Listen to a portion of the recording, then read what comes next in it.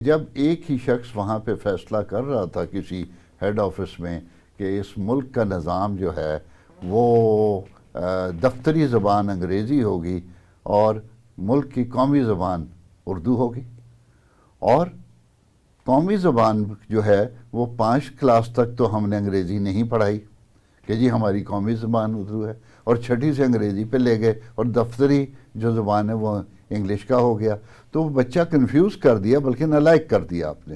وہ جو 5ویں کے بعد سٹارٹ لیتا ہے وہ ڈیفینیٹلی سلو ہوگا، اور جو انگلش میڈیم سکولز اس زمانے میں تھے تھوڑے بہت اور اس کے بعد زیادہ بڑھے، پھر لوگوں کو احساس ہوا کہ عزت پانے کے لیے تو انگلش میڈیم سکول میں پڑھنا چاہیے، اور جو انگریزی کے سیدھے فقرے نہیں بول سکتا وہ قابل عزت نہیں ہے، تو پھر وہ انگریزی۔ پھر دوسری بات جو اصل پھر ادھر ہی آتی ہے کہ انگلش کے اصل میں ہم نے ایک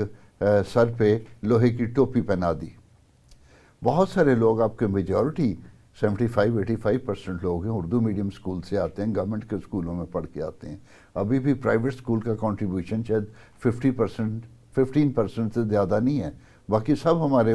اردو میڈیم اور گورنمنٹ کے سکولوں میں پڑھتے ہیں، اور اس میں ہم نے کوئی صحیح تگ و دو نہیں کی، اور اس کو پچھلے زمانے میں یہ پچھلی ایک گورنمنٹ تھی، انہوں نے بہت سارے سکولوں کو نا جو گورنمنٹ کے تھے ان کو اناؤنس کر دیا انگلش میڈیم سکول، اور مزے کی بات ہے کہ ٹیچر کوئی چینج نہیں کیا،